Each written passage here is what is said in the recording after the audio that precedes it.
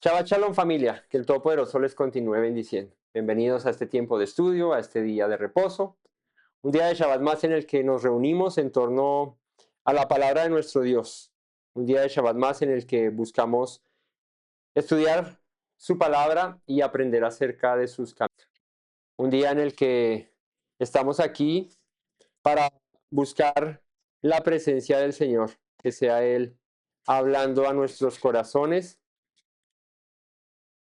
que sea Él instruyéndonos en su palabra y que hoy nos dé sabiduría, entendimiento para amar su palabra, para aprenderla y para guardarla en el corazón como ese tesoro precioso que es.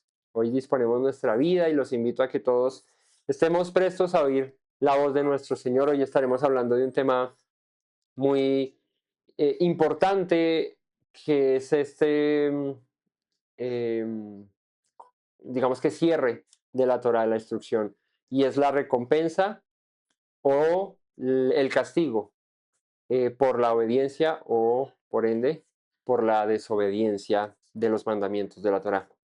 Así que vamos a ver este tema de las bendiciones y las maldiciones y de la ordenanza de escribir la ley de Dios en piedras para que permaneciese siempre visible al pueblo, para que el hombre siempre que mirara a aquellos montes recordara las grandes bendiciones que Dios tiene para sus hijos, pero también las grandes maldiciones y reprensiones que Dios proclamaría a su pueblo si le desobedecía. Así que hoy es un tema especial porque nos llama a estar atentos, a oír su voz, a guardar su palabra, a buscarle y a amarle como Él merece ser amado. Así que nada, hoy dispongámonos para estudiar las Escrituras, para aprender acerca de sus caminos y que sea nuestro Dios Todopoderoso guiándonos en la mañana de hoy. Acompáñenme en una oración y demos inicio en esta mañana. Buen Dios y Padre eterno, te alabamos, te bendecimos, te exaltamos. Hoy estamos aquí delante de tu presencia, buscando tu rostro, Señor, con el deseo, el anhelo en nuestros corazones, Padre, de conocerte más, Señor. Con el deseo y el anhelo, Padre eterno, de aprender acerca de ti, de escudriñar tu palabra, Señor, y como está escrito y dicho por nuestro Mesías, nos parece que aquí está la vida. Y como ellas testifican de aquel que vino y murió para darnos vida, como ellas testifican de aquel Dios al que servimos, hoy nos acercamos confiadamente a tu palabra, Señor, para que seas tú hablando a nuestros corazones y dando testimonio a nuestras vidas, a nuestro espíritu, Señor, de tus conocimientos que permanecen, que son eternos, Señor, que no cambian y que a pesar del tiempo, Señor, por el que pase, Señor, siempre tu palabra permanecerá, Señor. Te agradezco por este día de Shabbat, por el reposo que nos da, Señor, la oportunidad de hoy estar aquí reunidos en tu nombre. Por los méritos de nuestro Mesías Yeshua. Amén. Bueno, hoy estaremos estudiando el capítulo 27 del libro de Devarim, Deuteronomio, que, como les decía al principio, es la ordenanza de escribir la ley en piedras sobre el monte Ebal. Y acompáñenme al capítulo 27 y demos inicio a la lectura en la mañana de hoy. Dice, ordenó Moisés que los ancianos de Israel, al pueblo diciendo, perdón, con los ancianos de Israel al pueblo diciendo, guardaréis todos los mandamientos que yo os prescribo. Y el día que paséis el Jordán de la tierra que Yahweh tu Dios te da, levantarás piedras grandes y las revocarás con cal. Escribirás en ellas todas las palabras de esta ley. Cuando hayas pasado para entrar en la tierra que Yahweh tu Dios te da, tierra que fluye leche y miel, como Yahweh, el Dios de tus padres, os lo ha dicho. Cuando pues hayas pasado el Jordán, levantarás estas piedras que yo os mando hoy en el monte Ebal y las revocarás con cal. Edificarás allí un altar a Yahweh tu Dios, altar de piedra, no alzarás sobre ella instrumento de hierro, de piedras enteras edificarás el altar de Yahweh, el altar de Yahweh tu Dios, y ofrecerás sobre él holocausto a Yahweh tu Elohim. Sacrificarás ofrendas de paz y comerás allí y te alegrarás delante del Señor, y escribirás muy claramente en las piedras todas las palabras de la ley. Aquí, en este capítulo, encontramos a un Israel que está pronto a cruzar el Jordán, entrar a la tierra prometida, y que recibe una instrucción muy, muy, muy importante. Esta instrucción es que levanten unas piedras, que las pinten, eso revocar con cal es como que las pinten de blanco, que las cubran, para que en ellas puedan escribir, dice, todas las palabras de esta ley. Unas piedras que servirían de testimonio en la tierra prometida. ¿Testimonio de qué? Del pacto que Dios hizo con su pueblo. Y en este capítulo aparecerán tres, o veremos tres conceptos importantes. Uno es que la Torah debe estar visible y accesible a todo el mundo. La Torah no es tema de solo algunos, o como en algún tiempo en la cristiandad se tenía, porque las instrucciones, porque la Biblia como tal era solamente de acceso para el clérigo, para los clérigos, para el papa, para los sacerdotes, y la gente común no tenía ese acceso.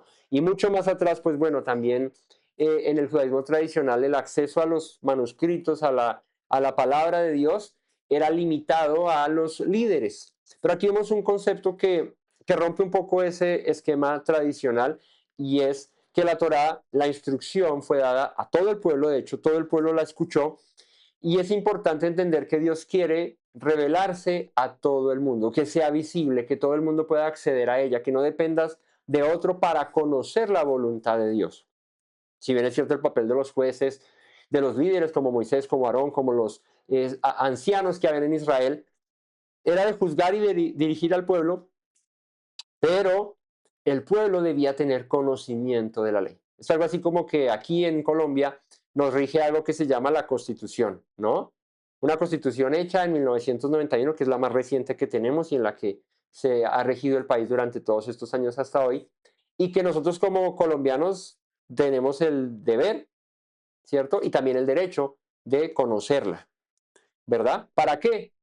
Pues para vivir de acuerdo a esas normas, a esas reglas. Por eso vemos que a veces hay noticias que violó la Constitución en esto, violó no sé qué, sistemas, porque esa es como se llama en política, la Carta Magna, es el documento principal que rige esta nación. Cada nación tiene su constitución, cada nación tiene sus reglas, pero en Colombia nos rige esta. En Israel, en la escritura, en el Israel bíblico, en el Israel del principio, lo que regía o lo que rige a este pueblo es la Torá. Esta podemos decir que es la constitución de Israel. Y Dios dice que sea visible. Ahora, también encontraremos en este capítulo algo, y es que el pacto debía ser confirmado públicamente cuando pasaran al otro lado del Jordán. O sea, recordemos que Israel aquí está recibiendo esta instrucción al oriente del Jordán, en la tierra de Moab, donde estaban allí acampando antes de pasar a la tierra prometida. Pero la instrucción es: cuando entres a la tierra prometida, cuando estés allá, proclamarás la ley, la grabarás en piedras, y todo el mundo conocerá esta instrucción. Porque recordemos, claro, Israel cuando sale de Egipto llega al Sinaí y recibe la instrucción, pero la generación que anduvo en el desierto murió. Pero los descendientes de aquella generación, los que creyeron a Dios, los que permanecieron fieles a su palabra, entrarían a tomar esta tierra. Y es una generación nueva que necesitaba conocer la instrucción. Y las generaciones venideras también necesitarían conocer esa instrucción. Así que fíjate lo importante de esto acá, y es que el pueblo siempre tuviera acceso a conocer la ley de Dios, la voluntad del Creador. Y también veremos aquí algo, y es la consecuencia a la desobediencia, consecuencias reales, no consecuencias ficticias, consecuencias filosóficas, no, consecuencias reales que viviría Israel si desobedecía a la instrucción. De esta manera se divide este capítulo 27. Ahora, aquí en el verso 1 al 8 que leímos, comenzando este estudio, Moisés le ordena al pueblo, a Israel, diciendo, guarden todos los mandamientos que el Señor les ha dicho hoy. Guárdenlos, no se alejen de ninguno de ellos, permanezcan en ellos siendo fieles a la voluntad del Señor. Y cuando vemos más adelante en Josué, Josué cuando entra en el capítulo 8, verso 30 al 35, hace caso a esta instrucción que Moisés dio. Y recordemos, Moisés no entra a la tierra de Canaán, es Josué y Caleb y aquella generación la que entra a poseer la tierra. Y Josué cumple esta instrucción, eso está ahí para que lo anoten en Josué 8, 30, para que lo revisen más adelante. Pero entonces, como en Deuteronomio 6, del 6 al 9, habla acerca de que la instrucción debía estar delante del pueblo siempre, constantemente, en su mente, en su corazón, recordándola. ¿Sí? Estas palabras que te mando hoy, las escribirás en tu mano como una señal, en tu frente como una insignia. Repítela a tus hijos, habla de ellas estando en tu casa, cuando vas por el camino. O sea, que esto sea tu diario vivir. Esa es la esencia de la Torah. No guardarla, ¿cierto? No esconderla, sino anunciarla, mostrarla. ¿Para qué? Para que los hijos de nuestros hijos y sus hijos puedan tener conocimiento acerca del Dios de Israel. Así que, ¿por qué escribirlas en piedra? Dios quería que su instrucción fuera, primero, pública, en el monte, allá, en la cima, allá va a estar la Torah, la instrucción, visible para todos. ¿Sí? Seguramente iban a ser piedras grandes, ¿cierto? No iban a ser ahí dos piedrecitas chiquiticas, ¿cierto? La vez pasada que hicimos una actividad, una actividad acá con un tema de unas maquetas y unas cosas, hubo un premio ahí y bueno, el asunto es que uno de los premios que había era una piedrecita, era una, ¿cierto? ¿O eran dos? No era una. Era una piedrecita que tenía escrito ahí Torah, la palabra Torah, ¿cierto? Como símbolo. Estaba también revocada con cal, no, esa era con pintura témpera. Estaba pintadita ahí con témperas. Y uno de nosotros se llevó esas piedritas para la casa, ¿cierto? Y simbolizan eso, el tener presente la instrucción de Dios. Entonces, primero, pública. Segundo, visible. Y tercero, ¿qué pasa cuando escribes algo en una piedra? Cuando tallas en una piedra, porque escribirla no es como con una esfera ahí en la piedra. ¿Qué pasa cuando se escribe en una piedra? No se borra, permanece, ¿cierto? ¿Han visto documentales donde van los arqueólogos a las excavaciones o a las cuevas y encuentran en la piedra, en las paredes de las cuevas, los llamados jeroglíficos? ¿Cierto? Tantos cientos y miles de años que han pasado desde que esas cosas se escribieron ahí en piedra y permanecen. La piedra tiene esa particularidad. Así que no debía convertirse la Torá en un conocimiento exclusivo de los sacerdotes y de los líderes, sino que debía estar accesible a todo el pueblo. Todo el pueblo debía conocerla. Cuando llegamos a Yeshua en el nuevo pacto, en la renovación del pacto, Yeshua no elimina la Torá y esto ya lo hemos hablado muchas veces, lo que cambia es el lugar donde se escribe. Antes una Torá escrita en piedras, ahora una Torá escrita en corazones de carne. Según la profecía de Jeremías en el capítulo 31, donde nos dice que la Torá no iba a desaparecer, sino que iba a ser escrita ahora en nuestros corazones. Esto nos habla de que ya no solamente estaría visible, sino en lo profundo de nuestro ser. Entonces esto es importante a tener en cuenta de por qué Dios las manda escribir en piedras. Ahora dice, edificarás allí un altar. a Yahweh, ¿no? En el 5. Altar de piedra. No alzarás sobre ella instrumento de hierro. De piedras enteras edificarás el altar a Yahweh y ofreceréis sobre el holocausto a Yahweh. Sacrificarás ofrendas de paz y comerás allí, te alegrarás delante de Yahweh tu Dios. Y escribirás, y vuelve y dice muy claramente en las piedras, todas las palabras de esta ley. Va a ser un trabajo bien tremendo, ¿no? Porque tenemos nosotros, pues como la ley, las 10 palabras, ¿cierto? Las que escribió en las tablas. Pero, pero la ley es mucho más que esas 10 palabras. Es como el compendio ahí, como a grosso modo, lo que representan las instrucciones de la Torá, pero hay muchas instrucciones. Entonces cualquiera podía ir y acceder a ellas, leerlas, conocerlas. Ese es el fin. Ahora fíjate que aquí en el verso 5 dice edificarás un altar de piedra y pone una condición, no alzarás sobre ellas instrumento de hierro. ¿Qué significa no alzarás sobre ella instrumento de hierro? Que no la podías tallar la piedra para formar el altar.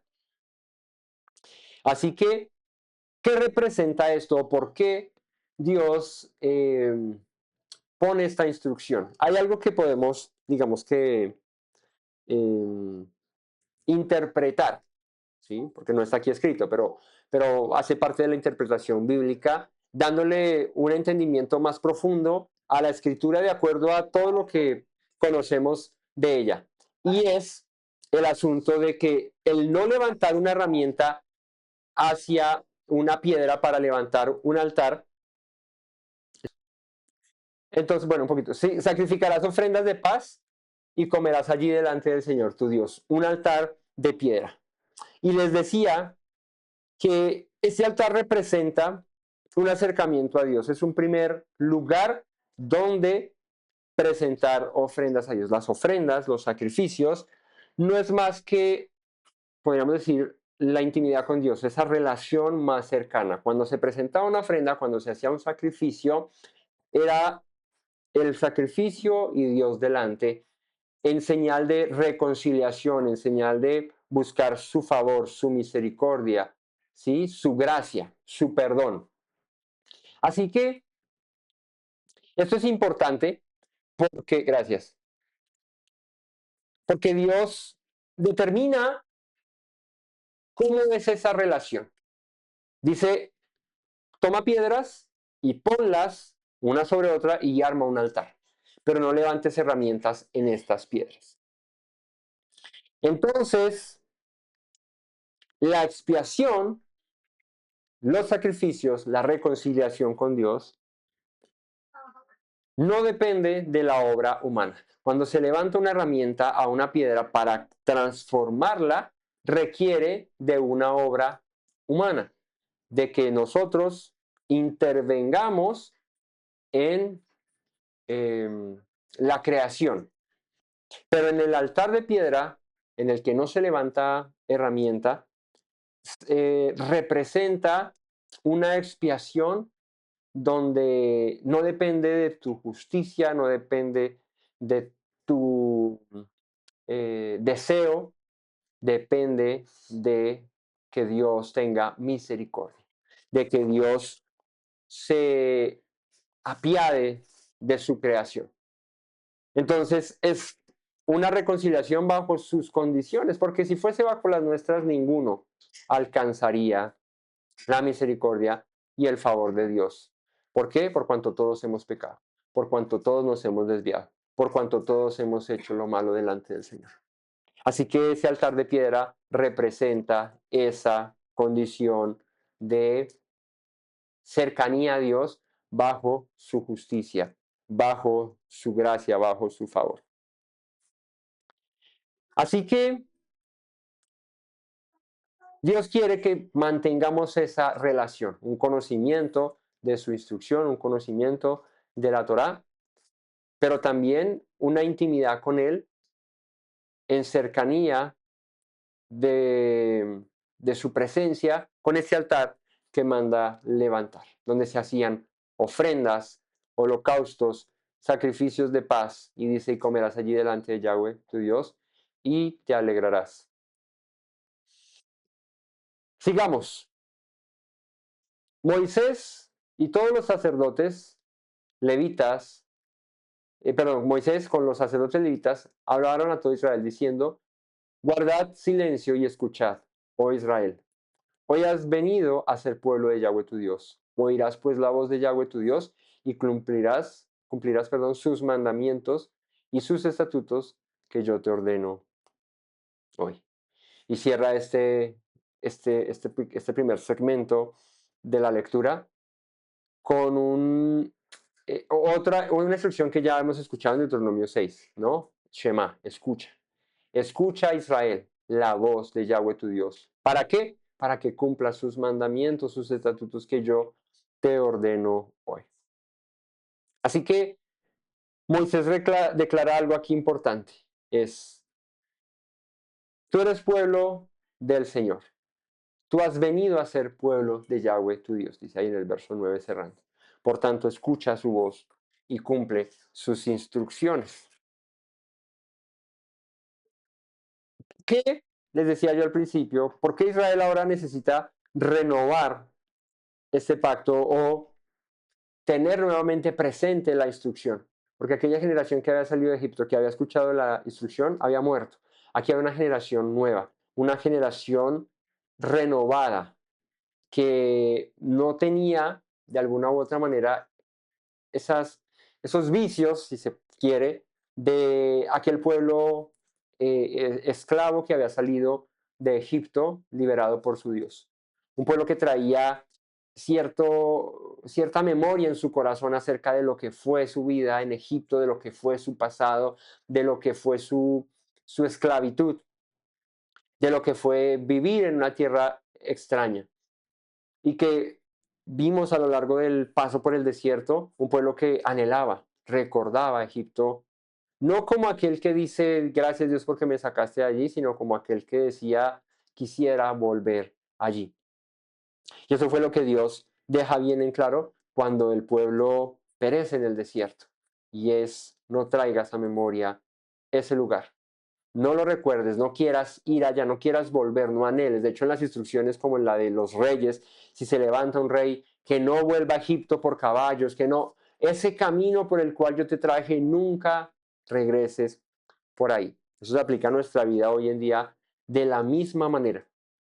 Dios nos rescató, Dios nos liberó, Dios nos sacó de la esclavitud, del pecado y nos trajo a vida y nos dice, vuélvete, vuélvete a mí, vuélvete de todo tu corazón y no recuerdes el camino por el que yo te traje.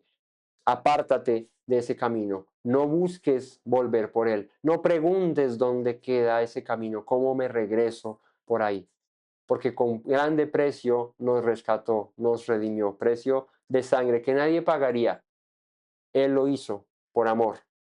Por ende, nosotros como en respuesta a ese amor, en respuesta a esa gracia inmerecida, debemos correr a sus brazos y no desear volver del lugar de donde Él nos rescató. Un lugar en el que solo había esclavitud, en el que solo había sufrimiento, dolor, o no estaba Israel clamando y diciendo, Señor, líbranos, acuérdate de nosotros. Y Dios se acuerda de su pueblo, lo rescata y luego Israel dice, pero queremos volver. Parece absurdo, ¿no? Es como cuando un pueblo anhela tanto la liberación, ¿no? Nosotros conocemos pueblos hermanos, vecinos, que durante décadas han anhelado la liberación. Y comienza la liberación y escuchaba a algunos decir, ¿y por qué se nos llevaron? ¿Y por qué nos lo quitaron, no? Cuando hablamos de nuestros hermanos venezolanos, eh, escuchando a algunos diciendo, se llevaron a nuestro presidente, y uno dice, pero ¿cómo es posible que una nación que ha sufrido tanto, nosotros como colombianos hemos visto el éxodo literal de muchos venezolanos, lo hemos sufrido también en muchas cuestiones, ¿cierto? Hemos sido parte de eso y escuchar gente decir, pero ¿por qué nos quitaron lo que teníamos? Y uno dice, pero a ver, ¿no te das cuenta que estabas mal y Dios de alguna manera usa hombres para liberar naciones, para liberar pueblos, de maneras que uno no comprende o que no entiende y no sabe qué planes y qué propósitos tiene? pero, pero volver allí, ¿sí? Es como que viniese aquí alguien y acabara con toda esta guerra que está, ¿no? Una guerra de guerrillas entre hermanos que llevamos más de 60 años en eso y que no se acaba y que sigue y que sigue y que sigue.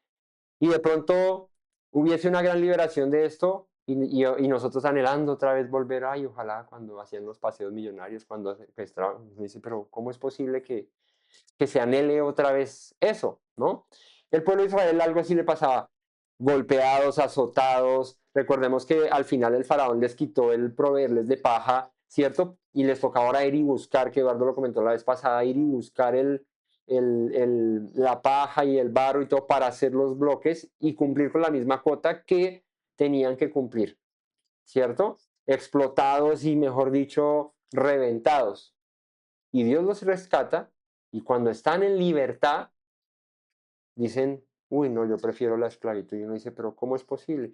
Así somos nosotros. Bien dicho por la escritura, el perro vuelve a su vómito y la puerca la va a revolcarse en el cielo, porque en el cielo no, sino en el cielo.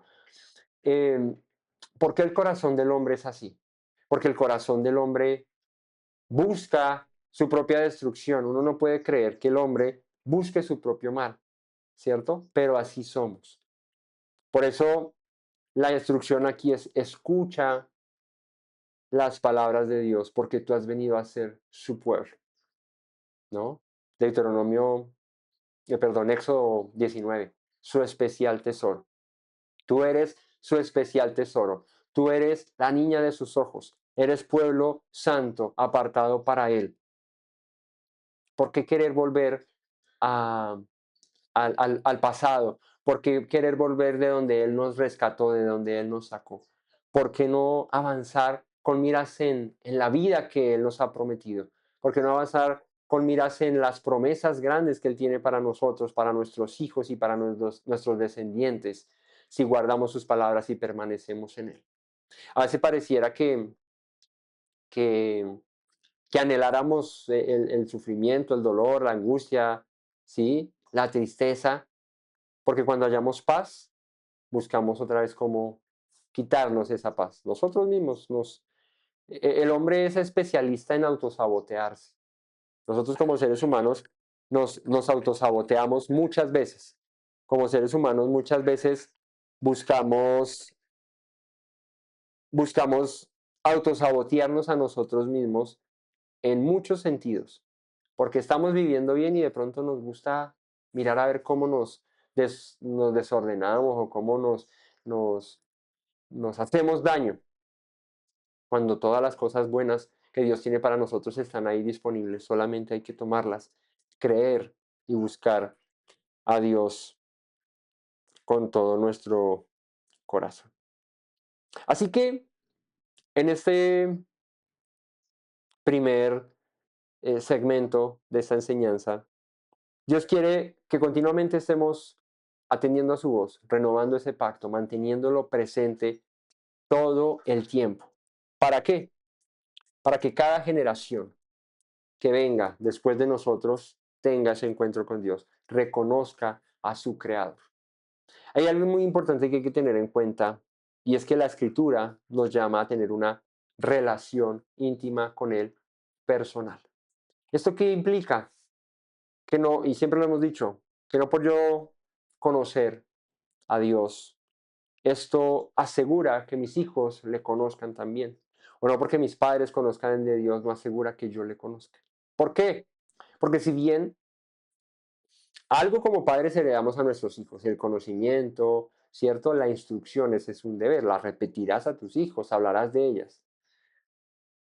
Pero en la escritura se nos muestra algo con esto, y es cada uno como individuos, parte de un cuerpo, pero individuos, debemos procurar esa intimidad con Dios, ese reconocimiento a nuestro Creador. Bien está dicho en los profetas, los hijos no pagarán el pecado de sus padres, ni los padres el pecado de sus hijos, sino el alma que pecare, ésta morirá. Si el padre fuere bueno, pero su hijo fuere malo, pues el padre vivirá, el hijo morirá. Pero si el hijo de éste es bueno y vuelve su corazón, pues éste vivirá, aunque su padre fue perverso. Y lo vemos en ejemplos como los reyes de Judá, ¿no? Vemos a reyes como Manasés malos, pero luego reyes como Ezequías, descendientes, ¿cierto? O ascendientes como eh, Josías, reyes que temieron a Dios y que hicieron lo bueno delante de sus ojos, aunque sus hijos o sus padres hayan sido perversos. Entonces, ¿cuál es el punto aquí? El punto es relación, intimidad con Dios personal. Nosotros como padres estamos mandados, es una instrucción de transferir el conocimiento de Dios a nuestros hijos, pero en el momento en el que ellos tengan que decidir, dependerá de ellos, pero no por eso dejaremos nosotros como padres de instruirlos en el buen camino. Bien está escrito, instruye al niño en su camino, y aunque fuere viejo no se apartará de él. ¿Eso qué quiere decir? Pon la semilla, siémbrala, ponla ahí, en el corazón del niño, que cuando sea grande tomará su decisión, pero que tú tengas la seguridad, la certeza de que hiciste bien el trabajo instruyendo a tus hijos. Por eso la educación de los hijos no se le puede dejar a cualquiera. La educación debemos ejercerla nosotros como padres. Herencia del Señor son los hijos. Herencia del Señor. Son un regalo precioso que el Señor nos da.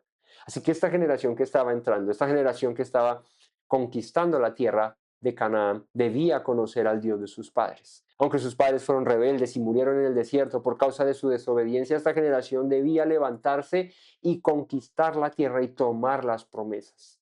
Porque las promesas están ahí. La bendición está ahí. Solo hay que tomarla. Aunque tus padres lo hayan dejado, tú esfuérzate y busca a Dios. Entonces es relación personal.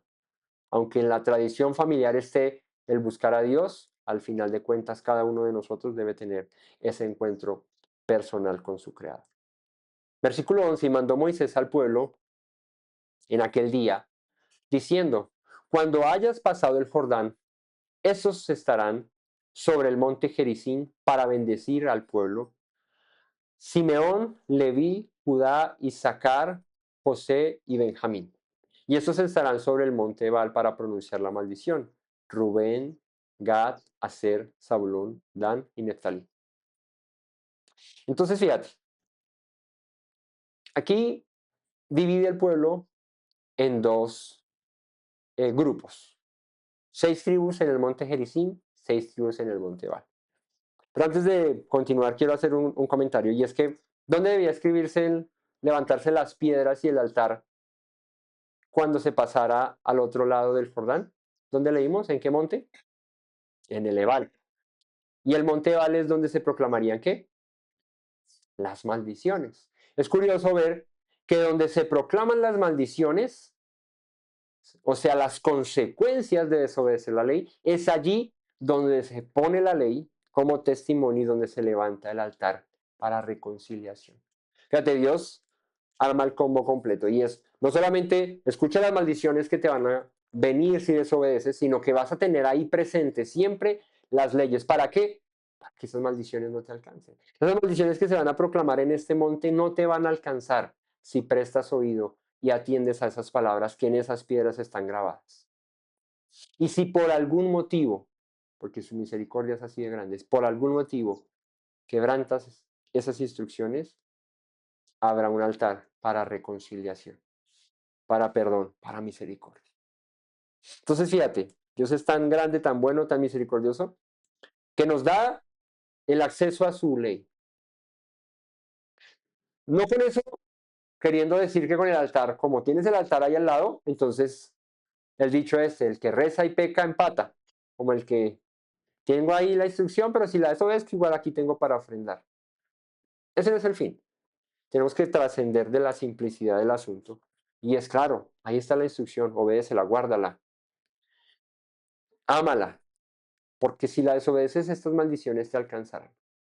Pero si dado el caso, las desobedeces, Dios es misericordioso para perdonarte, siempre y cuando tengas un corazón arrepentido y no busques volver a hacerlo. Entonces, es todo el paquete que Dios tiene para sus hijos en cuanto a provisión de restauración. Pero ¿qué quiere Dios? Que oiga su voz, guarde sus palabras y permanezcas en ella. Entonces, divide al pueblo en dos. 6 tribus en el monte Ebal, 6 tribus en el monte Gerizim. En el Gerizim, las que proclamarían las bendiciones. Simeón, Leví, Judá, Isaacar, José y Benjamín. Y en el Ebal, las otras 6, Rubén, Gad, Aser, Zabulón, Dan y Neftali. La escritura en todo momento nos habla de dos caminos. Si leemos, por ejemplo, Deuteronomio 30:19, dice al término de estas bendiciones y maldiciones, dice, aquí he puesto delante de ustedes la bendición y la maldición. Esto es lo que representa el monte Gerizim y el monte Ebal. Dos caminos, dos elecciones, o una elección, dos posibilidades. Así que Dios quiere que tomemos la decisión nosotros. Él pone las condiciones, Él pone las consecuencias, pero también pone las recompensas, pero la decisión es nuestra. El camino a elegir es nuestro. Así es la vida del hombre. Escuchaba en estos días una entrevista y me parecía algo interesante un asunto y es que decía, cada decisión que nosotros tomamos en la vida es la que nos ha traído hoy hasta aquí. Entonces este personaje decía, yo tuve en un momento la oportunidad, recién graduado de la universidad, de escoger un puesto muy importante en una empresa importante, una subgerencia, un puesto relevante, ¿sí? Recién salido de la universidad y todo el asunto por su desempeño y todo lo que había, como le había ido. Y ganar un sueldo desde muy joven y empezar una carrera en un trabajo, ¿sí? En una empresa ya con un puesto grande. O irme a estudiar al exterior. Entonces tú te pones a pensar y irse a estudiar becado, ¿sí? O sea, dos caminos que fácilmente cualquiera que escojas te va a ir bien. Pues bueno. Y él decía, yo escogí irme a estudiar al exterior. De pronto un joven sale y dice, uy, un trabajo me van a pagar, no sé, voy a poner hoy 4 o 5 millones y acabo de salir y todo el mundo está ganando el mínimo y yo aquí con 5, uy, no, yo me pongo a trabajar ya y es hacer plata. Pero de pronto otra persona con visión más a futuro, a mejores cosas, dice, no, prefiero estudiar, ¿no? Y entonces él decía, eso más otro cúmulo de decisiones, bien pudo haber tomado la primera y también estaba bien. Y seguramente hoy estaría en una empresa grande, siendo un gerente muy importante, una multinacional o una cosa así, y también sería exitoso su camino. Pero esa decisión y muchas más a lo largo de su vida lo han llevado a donde está hoy, ¿sí? Y decía este personaje a un lugar que ni me imaginaba, pero en el cual hoy estoy. Y seguramente si me lo hubiesen preguntado hace muchos años, hubiera dicho, no, es imposible, eso es casi imposible que me pase, pero hoy le está pasando. Entonces él hacía esa reflexión retrospectiva que yo les invito a que nosotros hagamos hoy también, y es que cada decisión que tomamos durante nuestra vida es el resultado de donde estamos hoy parados. Entonces, claro, cuando tú revisas dices, yo debe haber tomado este camino, debe haber tomado este, ¿cierto? Pero al final de cuentas, el hoy, que es el que importa porque es la consecuencia de tus decisiones, de lo que tomaste hoy, ¿cierto? De aquí en adelante, cada decisión que tomes tienes que pensar en que traerá una serie de consecuencias, buenas, malas, o no, no solamente malas, pueden ser buenas, pero te van a llevar por diferentes caminos. La Biblia nos llama a eso, dos caminos. Gana tu vida en esta tierra y la perderás. Pierde tu vida en esta tierra y la hallarás. Al fin de cuentas, dos caminos. El uno te da recompensas inmediatas, te da recompensas terrenales, visibles, próximas, pero otro camino, te da recompensas celestiales, futuras, eternas. ¿Qué vale más? Tu disfrute aquí, nuestro buen pasar aquí. Si eso lo vale, pues bueno, toma esa decisión, asúmela con responsabilidad, con valentía, y ya tienes tu recompensa. Pero si tomaste la otra decisión, si tomaste el otro camino, asúmelo también con valentía, con decisión, sabiendo que en aras del futuro, en aras de la eternidad, con miras a lo porvenir, también recibirás la recompensa. Entonces, de eso se trata el monte Gerizim y el monte Ebal. Un lugar muy gráfico donde Dios dice, escoge la vida porque te irá bien. Escoge la muerte y eso es lo que hallarás, pero tú tienes la posibilidad de escoger. Eso es algo que nos hace eh, seres humanos, la posibilidad de escoger entre múltiples opciones, muchos caminos. En la escritura, solo dos, vida y obediencia, muerte o desobediencia. Tú escoges cuál quieres seguir, pero ten presente que cada decisión que tomes basado en esto te llevará a grandes cosas, a bendiciones o te llevará a maldiciones y a consecuencias. A veces tú te pones a revisar y dices, si yo no hubiese hecho esto cuando joven, quizás hoy no tendría esto. Si hubiese yo escogido mejor por esto, seguramente hoy no estaría teniendo esto, viviendo estas circunstancias. Pero esa es la vida y por eso Dios nos queda libres. Por eso Dios nos da la oportunidad de escoger. Escoge lo bueno, te irá bien, escoge lo malo, te irá mal. Pero esa es la verdad de las cosas. El Salmo 1 nos hace un paralelismo entre estos dos caminos. Lo voy a leer aquí rápidamente. Son 6 versos. Dichoso el varón que no anduvo en consejo de malos, ni estuvo en camino de pecadores, ni en silla de escarnecedores se ha sentado, sino que en la ley de Yahweh está su delicia. En su ley medita de día y de noche. Será como árbol plantado junto a corrientes de agua, que da su fruto a su tiempo, su hoja no cae, y todo lo que hace prosperará. 3 versos hablando del camino del justo, del camino del bueno, de aquel que camina en rectitud. Uno que no acepta el camino de pecadores, que no se sienta en silla de escarnecedores, sino que se deleita en la ley del Señor, que medita en ella de día y de noche. La respuesta, la consecuencia a escoger ese camino será como árbol plantado junto a corrientes de agua, que da su fruto a su tiempo y su hoja no cae y todo lo que hace prosperará. Clarísimo el camino. Versículo 4. No así los malos, el camino del impío, que son como el tamo que arrebata el viento. Por tanto, no se levantarán los malos en el juicio, ni los pecadores en la congregación de los justos, porque Yahweh conoce el camino de los justos, mas la senda, el camino de los malos, del impío, perecerá. Entonces, fíjate, y así como muchos más ejemplos podríamos encontrar en la escritura donde se nos pone el paralelismo entre el justo y el impío, el camino de vida y el camino de muerte. Basta con elegir, basta con elegir. Elijamos bien, escojamos el camino que nos puede dar vida, que nos puede dar eh, alegría, que nos puede dar paz. A veces escogemos mal el camino y solo traemos tristeza, dolor, amargura, resentimientos, frustraciones. ¿Pero por qué pasa eso? Pues qué camino escogiste, cuál fue la decisión que tomaste.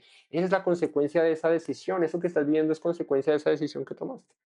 Por el contrario, escogiste el camino del bien, de la vida, de la misericordia, del amor, de la verdad, pues vives en gozo, en alegría, con paz, con tranquilidad. Es cuestión de escoger.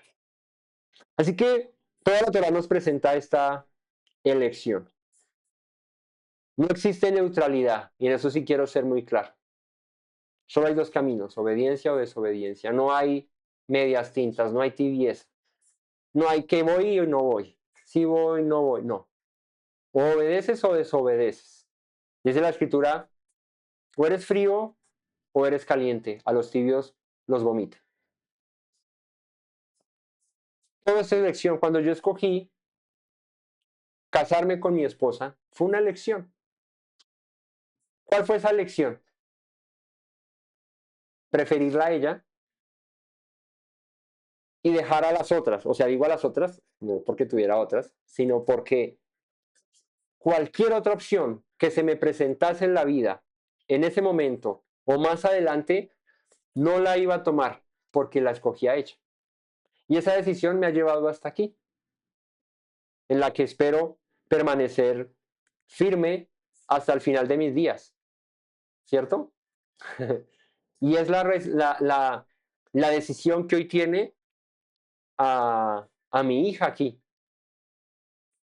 Bien no había podido hacer ese, haber sido otro camino y otra historia estaría contando, de pronto ni la estaría contando aquí, ¿cierto? Pero la decisión me llevó a esto. Tú decides, cuando escoges una mujer para casarte con ella, dejar a las demás y no mirar nunca más. Ese es el camino que elegiste. Te fuiste ahí.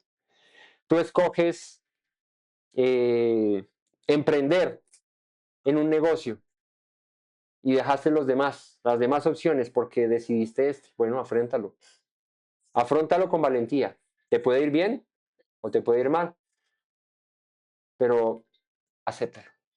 Algo que tiene, algo que tiene la vida, no, algo que tiene la vida que el Señor nos da es eso, pues tú eliges. Eh, Triunfa, fracasa, pero tú eliges, tienes la opción. Y cuando triunfas, pues hay gozo y alegría. Cuando fracasas, sabes que tienes también la opción de levantarte y cambiar y mejorar y tomar otro camino. Entonces, de eso se trata. No son simplemente reglas las que Dios da, son direcciones de vida. No es solamente una lista de mercado, como siempre les he dicho, yo cumplo esta, no cumplo esta y voy chuleando. No es una decisión de vida, es una transformación de vida. Y Yeshua nos enseña ese mismo principio. La puerta estrecha, la puerta ancha. El camino estrecho, el camino ancho. Misma cuestión. Decide cuál quieres. El angosto y la puerta estrecha te llevan a la vida. Pocos la hallan y es difícil trasegarlo, caminarlo. La ancha, muchos la encuentran y ese camino muchos lo caminan, pero lleva a la perdición. Tú escoges cuál es el camino que quieres seguir. Así que la enseñanza es la misma. La vida se basa en elecciones, ¿sí? Y parece muy conveniente, pero es así. En Colombia ahorita estamos en elecciones. En eso se basa la vida, en escoger, por uno o por otro. Un camino hacia un lado, otro camino hacia el otro. La decisión que tome este país, bueno, cuando vean este video ya la habrán tomado, porque esto se publicará dentro de 8 días, pero la decisión que tome este país nos llevará por un rumbo diferente, sea una o sea la otra. Cada una pinta un rumbo totalmente distinto. Hay que decidir, ¿cierto? Hay que tomar valientemente la decisión, no dejarla en manos de otros. Yo no estoy de acuerdo y no les hablo aquí por quién ni por qué. Seguramente muchos conocen mi posición con esto, pero aquí el punto no es ese, el punto es no dejar la decisión en otros solamente. Nosotros tenemos la oportunidad de escoger, de hacer lo bueno por nuestro país, por nuestra nación. Un país en el que tanto ustedes como yo queremos ver a nuestros hijos crecer en tranquilidad, en paz, ¿cierto? Y por eso cada uno de nosotros debe tomar la decisión de hacerlo. La escritura está llena de eso. O sea, la escritura no nos obvia ninguno de estos momentos. Sí, Dios pone y quita reyes, eso está clarísimo. Dios levanta y pone hombres, claro, eso está clarísimo. Pero no por eso Daniel dejaba de clamar en Babilonia y diciendo, Señor, líbranos, rescátanos, ayúdanos. No, Señor, cuando seas tú, sí, claro, cuando Dios tenga bien. Pero eso es como la madre que ve a su hijo perdido y Dios sabe los tiempos en los que llamará a mi hijo. Entonces me relajo. ¿Qué madre hace eso? Ninguna. Yo conozco a las mamás que tienen a sus hijos alejados de Dios, que no por pensar que Dios tiene todo bajo control y Él sabe en qué momento llama a sus hijos, deja de orar, deja de clamar, deja de buscar y de pedirle a Dios porque rescate a sus hijos. Creo que todos lo haríamos de la misma manera, por un hijo perdido, por un hermano, por un padre, cuanto más por un pueblo, por una nación que ha sufrido, que ha llorado, que ha pasado tantas dificultades y que nosotros hoy tenemos la posibilidad de escoger, de elegir. ¿Son hombres? Sí. ¿Equivocados todos? Sí. ¿La confianza no se pone en ellos? Sí, se pone en Dios. Pero Él pone dirigentes. Él pone dirigentes para levantar naciones o también para reprenderlas. Creo que Colombia ha sido bastante reprendida durante mucho tiempo por consecuencias de sus actos, de sus propias decisiones. Nadie obligó a los colombianos a, a tomar las decisiones que han tomado hasta hoy. Cada uno la escogió, vuelvo y digo, decisiones, dos caminos. De eso se trata la vida. Hay que afrontarlas con valentía cada decisión que tomemos, pero no dejar que todos, menos nosotros, decidamos. Hoy en día he visto mucho pastor, mucho creyente hablando de este momento en el que está Colombia. Porque se tiene muy tabú, creo yo, que la religión, que la fe hable de temas políticos. Se cree muy tabú. ¿Por qué? Porque no, porque yo más bien me mantengo al margen, porque Dios sabe, Dios conoce. Si Dios sabe, Dios conoce, eso tenlo por seguro. Y que el que ya Dios predestinó desde la eternidad para que sea nuestro próximo presidente es el que va a ser. Así funciona esto. Pero no podemos ser necios a los tiempos por los que pasamos. ¿Sí? Si en algún momento de la Segunda Guerra Mundial hubiese habido una votación para liberar a los judíos de ese exterminio nazi en esa época, o terminarlos de acabar, y las naciones se hubiesen levantado a votar por ello, pues la decisión que hubiesen tomado, o el partido que hubiesen tomado, o el punto que hubiesen tomado, había llevado a acabarlos o a salvarlos. ¿Qué hicieron las naciones? Se levantaron, pelearon y vencieron. Intereses detrás, lo que quieran, sí, pero fue librada una nación, un pueblo, de ser acabado, de ser exterminado. Entonces, de eso se trata la vida, de decidir. Y mi llamado para todos siempre es, con valentía, hagámoslo. Hagámoslo con determinación. Miremos nuestros principios, miremos nuestra fe, miremos lo que Dios nos ha enseñado. Como les digo, si votáramos por alguien ideal, como nosotros queremos, o sea, si yo votara por una persona que yo quiero, que me represente completamente, ¿saben por quién debería votar yo? Por mí mismo. Yo debería lanzarme, porque yo me represento a mí mismo en todo. Yo sé mis principios, yo sé mis valores, yo sé qué haría y qué no haría. Pero como no funciona así, es uno o dos hombres los que se levantan en representación de un pueblo.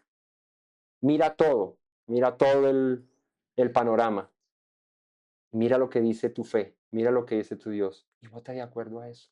Sopesa en una balanza qué pesa más, qué es más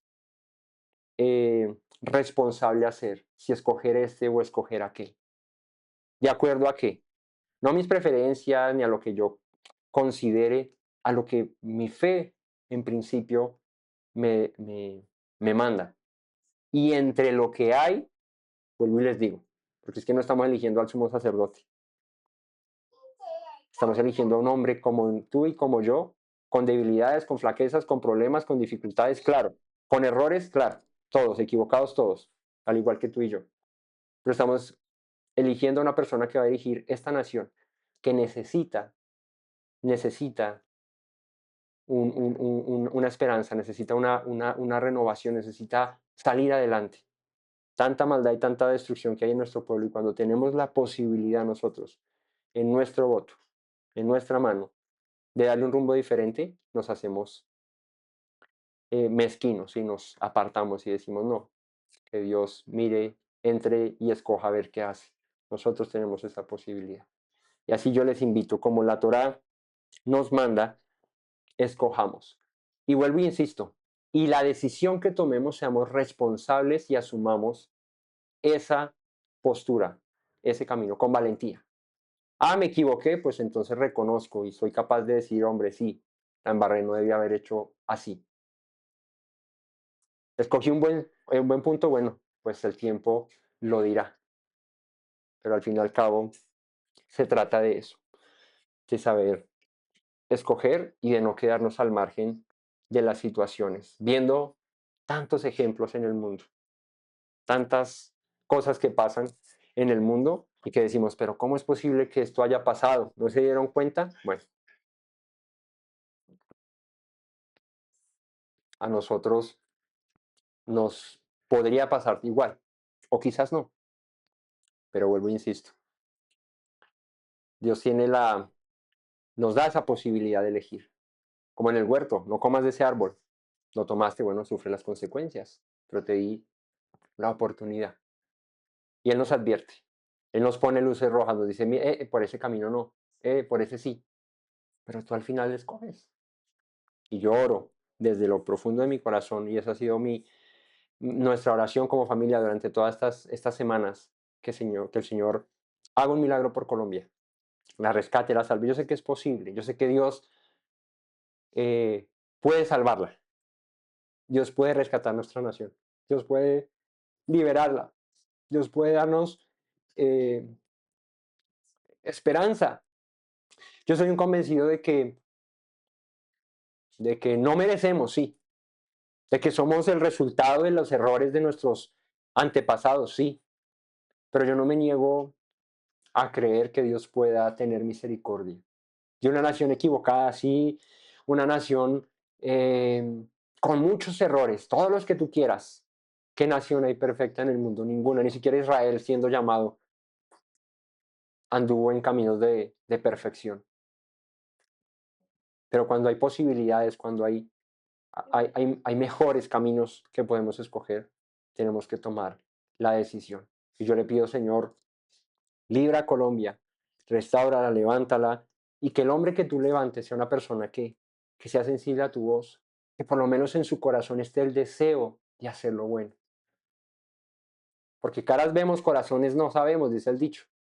Pero Dios que escudriña los corazones, y que como cuando escogió a David, no estoy diciendo que aquí estoy escogiendo a David, pero lo que estoy diciendo es que cuando escogió a David le dijo al profeta, mira el corazón, yo no miro lo exterior. La apariencia nos puede engañar, cualquiera que sea la apariencia, pero el corazón Dios sí lo conoce. Y yo digo, Señor, levanta un hombre que en verdad le traiga esperanza a esta nación que ha sufrido tanto. O sea, es que no somos cualquier pueblo. Tenemos la guerra de guerrillas más antigua del mundo. La tenemos nosotros. He escuchado de, de, de documentales y todo, donde en Latinoamérica han habido guerrillas y se han acabado. Y ya hoy no funcionan. Ya no están hoy esas guerrillas. Pero Colombia no ha podido. Colombia lleva este flagelo durante tantos años, es un flagelo que ha cobrado miles de víctimas, miles de gente inocente por nuestra necedad. Porque como decía Daniel, hemos pecado, nosotros y nuestros padres hemos pecado. Pero no por eso dejaremos de orar para que Dios tenga misericordia de esta nación. Como yo no dejo de orar por Israel, un pueblo equivocado hoy allá, pero ahí permanece. ¿Por qué? Porque Dios es fiel, porque Dios es bueno. Y porque Dios mira con ojos de misericordia. Y recuerdo la oración de Abraham pidiéndole a Dios, Señor, si hay 50 no la acabo. Señor, y si hay 40 no la acabo, y si hay 30 no la acabo, y si hay 20. Cuando llegó a 10, Abraham dijo, bueno, Señor, ya, ya que más. Y no habían 10. Solo estaba Lot, sus dos hijas, su esposa. 4 justos, liberados. Fueron sacados a aquella ciudad destruida. Yo creo que en Colombia hay más de 10 justos.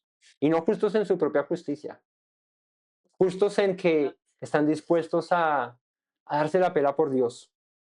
He visto en este último tiempo, créanme, personas, no cientos, miles, orando, haciendo vigilias, ayunando por esta nación, y a veces nosotros somos tan displicentes con este asunto como de que, que eso, pues pase lo que tenga que pasar. como si no nos importara. Y, y este pueblo se desangra, este pueblo sufre, este pueblo llora, este pueblo, o sea, es un pueblo que ha bañado su tierra con sangre, una sangre de la cual dice la escritura, trayendo a colación eso, clama y pide que justicia, liberación. Y cuando no pasamos por eso, nosotros, pues de pronto no nos toca. Pero ¿cuántas familias han sufrido en esta tierra por causa de eso? No podemos ser indiferentes. Oremos por nuestra nación. Oremos en estas últimas horas. Queda poco, queda poco. Oremos, Señor, restaura, levanta, ten misericordia de Colombia, Señor. Sálvanos. Si se humilla mi pueblo, sobre el cual mi nombre es invocado, claman, oran y me buscan de todo su corazón, yo perdonaré sus pecados y sanaré su tierra. Y somos su pueblo. Y eso no aplica solamente a la tierra de Israel, aplica al lugar en donde cada persona que busque y tema de Dios se humilla y ora. Nínime. Amén, así fue. Una ciudad perdida, destinada a la destrucción. Y Dios envió un profeta.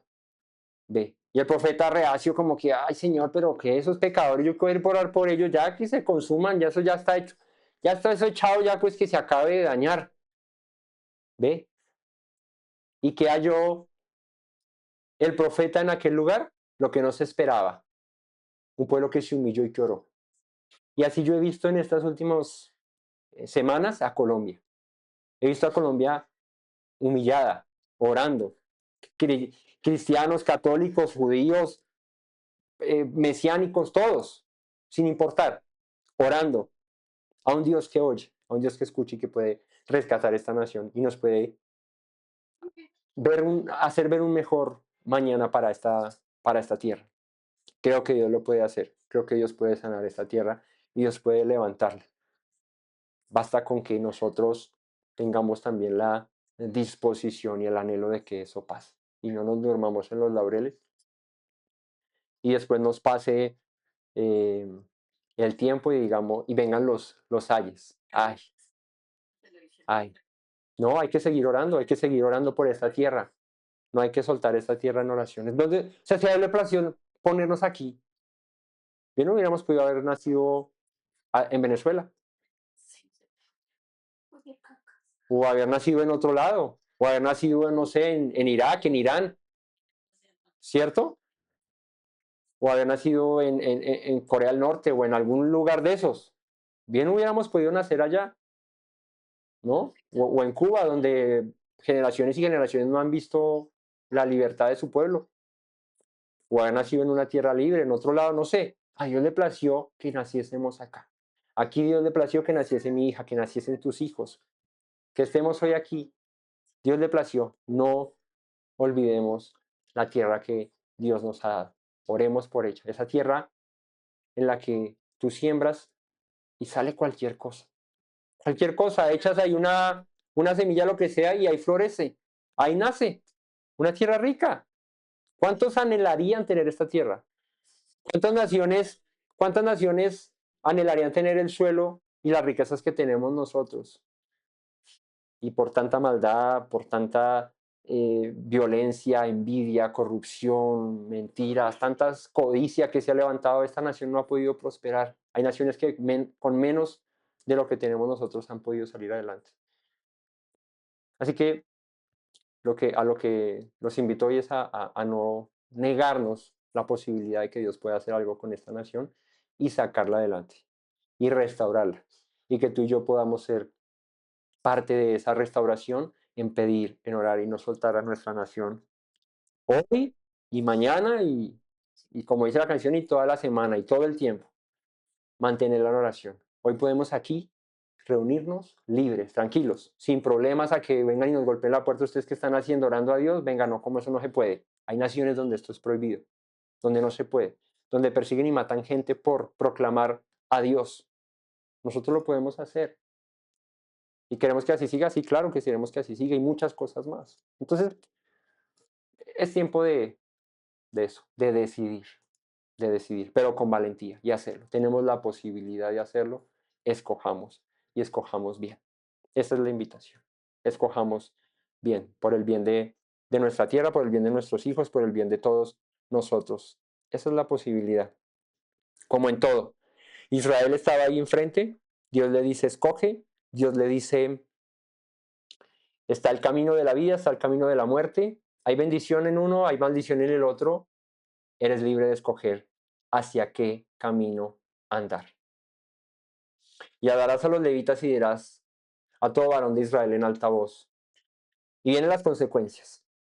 Maldito el que hiciere escultura o imagen de fundición, abominación a Yahweh, obra de mano de artífice, y la pusiere en lo oculto. Y todo el pueblo responderá y dirá, amén. Maldito el que deshonrare a su padre o a su madre, y dirá todo el pueblo, amén.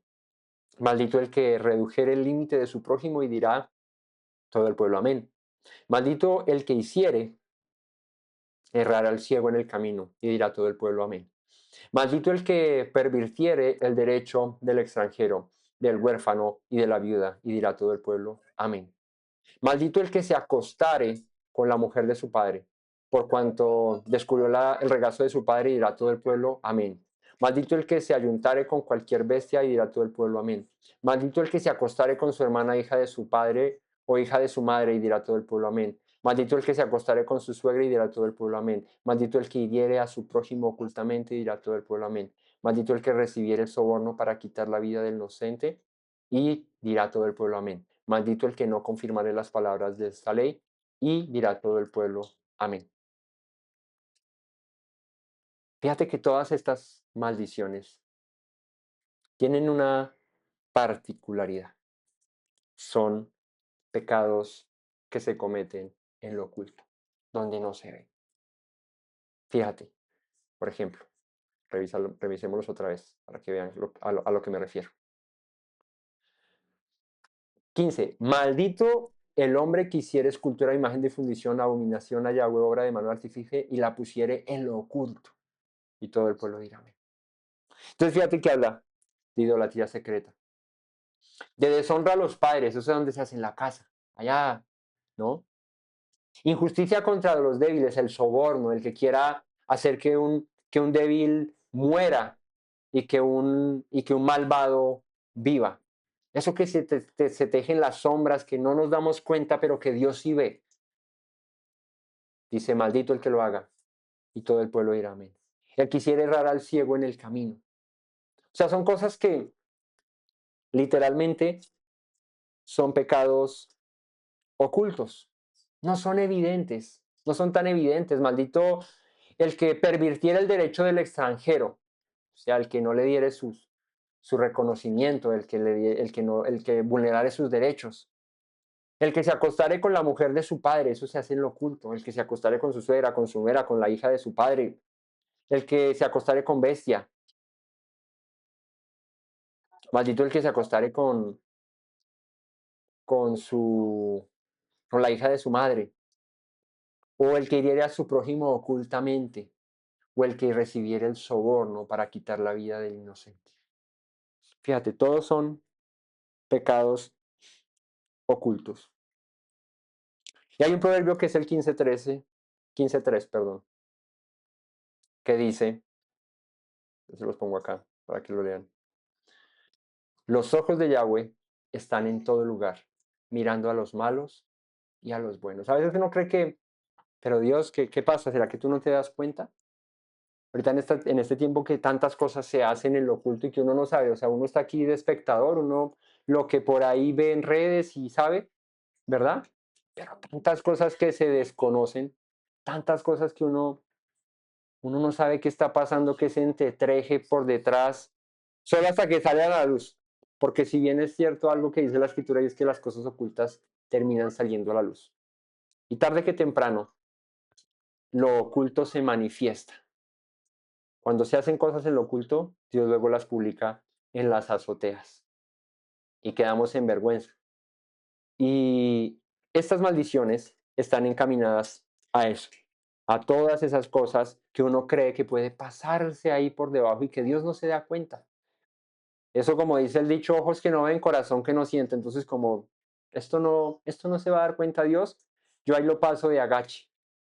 No se va a dar cuenta Dios. Dios tiene sus ojos, dice el proverbio, en todo lugar y mira a los buenos y a los malos, a todos. El malo, el que maquina en su corazón maldad, el que está ya pensando cómo hacerle daño a su prójimo, a ese Dios le vigila, a ese Dios le ve. Y también el que en lo oculto está planeando hacer lo bueno, a ese Dios también le ve. Entonces, ¿cuál es la enseñanza acá? Dios no empieza condenando grandes pecados públicos, más bien se enfoca en lo que las personas creen que nadie ve, pero Dios sí. Lo oculto también importa. La santidad no es apariencia, la santidad es integridad, es completa. Sed santos porque yo soy santo. Eso se ve no solo de afuera, como le decía Yeshua a los fariseos hipócritas, por fuera sepulcros blanqueados, bonitos, limpios, pero por dentro llenos de muerte. Entonces ahí es donde les digo, claro, Dios va a manifestar todas las obras ocultas de las tinieblas, las va a mostrar a la luz. Tanto las de otros como las nuestras. O sea, no crees que de esta nos escapamos. Por eso debemos ser sinceros todo el tiempo, consecuentes todo el tiempo, honestos con nosotros mismos, con los que nos rodean y con Dios, obviamente, porque Él ve lo oculto. Eso de la apariencia, te puedes maquillar, te puedes peinar, te puedes bañar, te puedes cambiar de ropa, te puedes aparentar mucho, pero Dios mira es que el corazón y Él sabe en lo oculto que piensa nuestro corazón cuando miro a mi prójimo, cuando miro a mi hermano, cuando pasa este que no me cae tan bien y, uy, es que quisiera. Eso Dios lo mira y es lo que condena aquí. Y el pueblo dijo amén a todas esas cosas. Son consecuencias de las maldiciones, idolatría secreta, deshonrar a los padres, la injusticia sobre los débiles, viudas, huérfanos, extranjeros. Eso es. El soborno, la injusticia. ¿Por qué? Porque la justicia no puede venderse, algo que aborrece Dios, algo que Dios no soporta es el soborno, la injusticia, que se pase por alto y no se tenga en cuenta la justicia del inocente, que se violen los derechos de las personas extranjero, viuda, huérfano, gente que dice aquí en la escritura, gente vulnerable y que se pase por encima de ellos sin que alguien haga algo. Eso Dios lo aborrece, eso Dios lo mira con desagrado, ¿no? ¿Cómo te sientes tú cuando a tu hijo o a tu hija de 2, 3 años, 4 años que todavía no puede defenderse, que todavía no tiene la manera, alguien pasa por encima de él o de ella? ¿Ah? ¿Cómo te sientes? ¿Da molestia, da rabia? ¿Quisieras tú ir y hacemos eso a veces, ¿no? Cuando le pasa a nuestros hijos, nosotros somos los que estamos ahí primero, como decimos coloquialmente aquí en Colombia, revirando, ¿cierto? ¿Cuánto más Dios? Mira a la viuda, mira al huérfano, mira al extranjero, mira al pobre, al menesteroso, al que sufre, al que llora, y no les levantará, y no peleará por ellos, y no les liberará. Claro que sí. Dios mira las aflicciones del justo. Dios mira los dolores, los sufrimientos. Dios los tiene en cuenta y pronto dará su pago y su justicia. Así que esto que condena aquí es todo lo que no es evidente, no, es todo lo que no se muestra fácilmente, lo que ocultamos en el corazón, lo que para muchos es escondido, Dios es lo que está reprendiendo aquí, dice, malditos son si hacen estas cosas. Porque lo público, pues es muy fácil porque hay otros que te pueden señalar, hay otros que te pueden mirar, ¿no? Hay otros que pueden decir, ay, ojo, se está pasando el semáforo, ojo, está haciendo esas cosas, son muy evidentes, ¿cierto?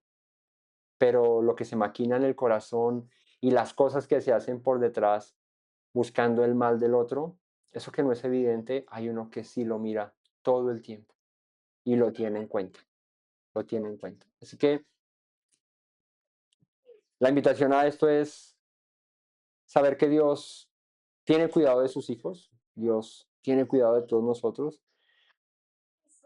de que Él hará lo que se ha propuesto en la vida de cada uno de nosotros, en nuestras familias, en nuestros hijos. Nosotros debemos esforzarnos con valentía, con pasión, con esmero por hacer su voluntad, por guardar su palabra, por amarle, por vivir para Él y pedirle que nuestros días, como los de Moisés, como los de Abraham, sean buenos, largos y buenos sobre esta tierra. ¿Sí? Una tierra que cada vez va de mal en peor, pero de la cual Dios ha dicho que guardará en completa paz aquel cuyo pensamiento en Él persevera, porque en Él ha puesto su confianza. Y cuando el pueblo dijo amén, ¿qué implica el amén? Implica compromiso. No es simplemente una palabra que repetimos al final de una oración siempre. En el nombre de Yeshua, amén. Y el Señor dice amén. No es solamente el rito de pronunciar la palabra, implica un compromiso, es una declaración de acuerdo y de responsabilidad, de que asumo esas consecuencias si desobedezco, si hago estas cosas, voy a asumirlas con responsabilidad. Que les decía ahora al principio. Cuando uno dice amén, está asumiendo tanto lo bueno como lo malo que pueda venir a nuestras vidas a causa de esas decisiones que tomemos. Entonces, cerramos con que Israel debía recordar conscientemente y constantemente la Torah, la instrucción, por eso estaba puesta allí en ese monte en piedras escritas. Eh, Ponerlas por obras, no basta solamente con escuchar, no basta solamente con sentarnos aquí a un estudio y leer la palabra, no basta con conocer la instrucción. La bendición viene cuando la palabra se convierte en obediencia, cuando la practicamos, perdón, cuando la hacemos. Porque la fidelidad del pacto a Dios debe ser visible, personal y práctica. No debe ser allá escondida. Esos, recuerdan en el cristianismo que decían esos cristianos eh, submarinos o cristianos 007 o cristianos encubiertos que decía en las prédicas, esos creyentes que nadie sabe que son creyentes, ¿cierto?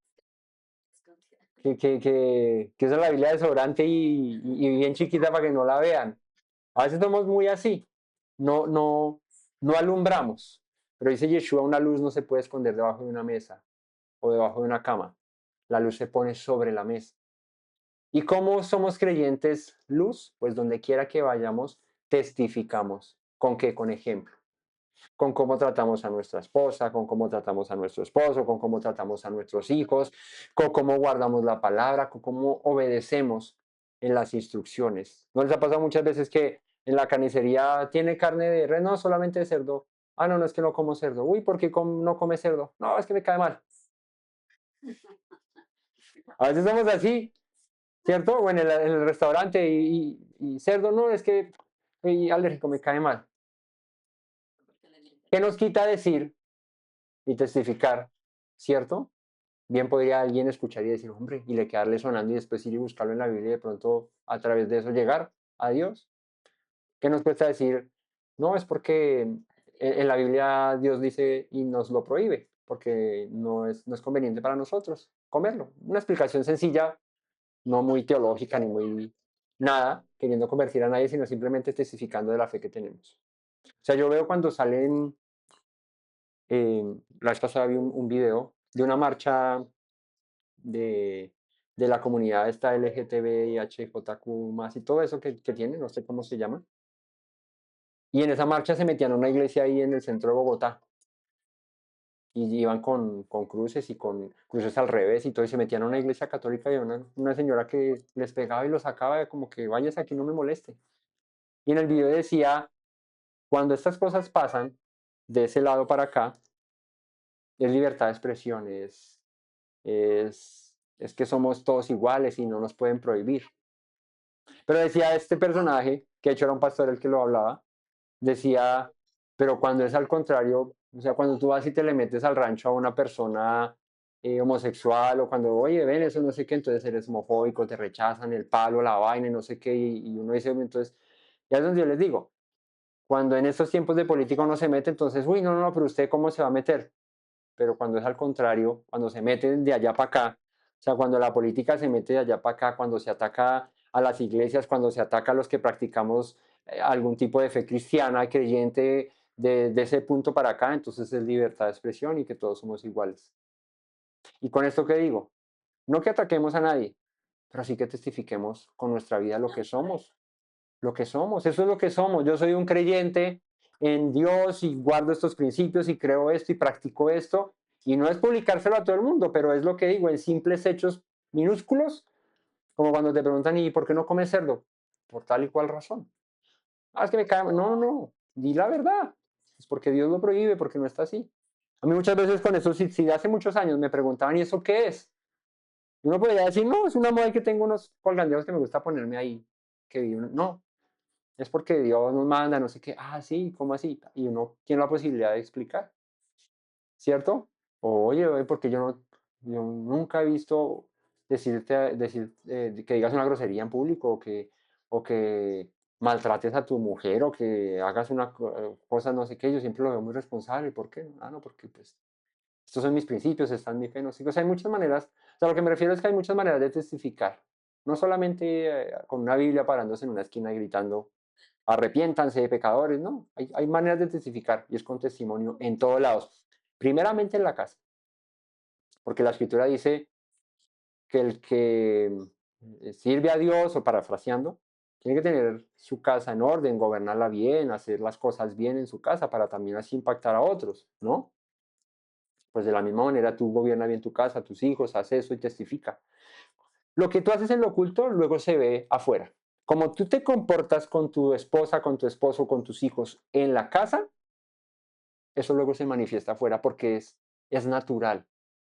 O sea, cuando una persona maltrata en la casa, maltrata afuera y o sea, digo a sus hijos o a su esposa o viceversa o a su esposo, esa es su naturaleza, esa es su manera de ser. Entonces es evidente que también al público lo haga, de pronto un poquito más guardado, pero se nota. Pero cuando una persona es amorosa, cuando una persona es bien con su esposa, con sus hijos, en su casa, en lo privado, en lo público también se nota, de la misma manera. Así como cuando tú en lo oculto eres malo, pues en lo público eso se nota.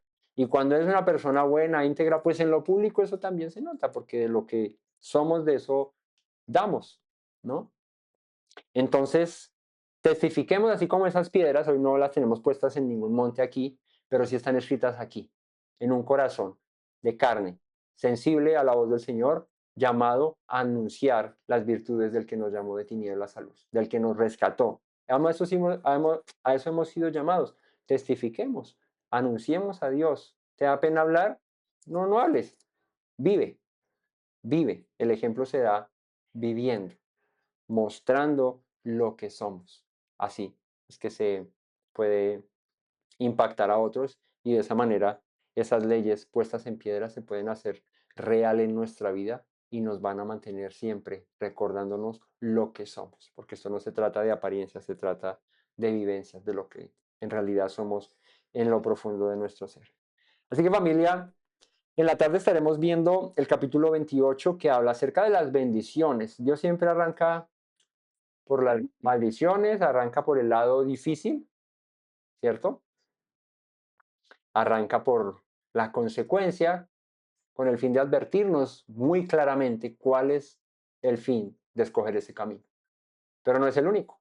Les dije esta mañana hay dos caminos. Bueno, en la tarde estaremos hablando de las bendiciones de la obediencia, de escoger el otro camino, el camino de la vida, de la verdad, de la justicia, de la rectitud, que trae consigo muchas recompensas y muchas bendiciones. Así que todo el poderoso nos ayude siempre, nos guarde, nos proteja, nos sustente y bueno, nos libre de todo mal, que salve y restaure a nuestra nación, a nuestro pueblo, y no solo a Colombia, a nuestro pueblo Israel también, en las naciones, y que su palabra siempre sea lumbrera a nuestro caminar. El Todopoderoso les bendiga en este día de Shabbat. No olviden las palabras que dijo nuestro Mesías Yeshua. Si permanecen en mis palabras, serán verdaderamente mis discípulos y conocerán la verdad, y la verdad los hará libres. Un buen Shabbat a todos. Shalom. Me presento nuevamente, mi Rey, mi buen Señor. Mis pasos se han desviado, necesitan dirección. En tu amor me he refugiado, Yeshua, pues así al Padre puedo hoy decir. Me presento nuevamente, mi Rey, mi buen Señor. Mis pasos se han desviado, necesitan dirección. En tu amor me he refugiado, Yeshua, pues así al Padre puedo hoy decir. Abba, Padre, Baruch atah, Señor Dios nuestro Rey de eternidad. Abba, Padre, Baruch atah, Adonai Eloheinu melech haolam.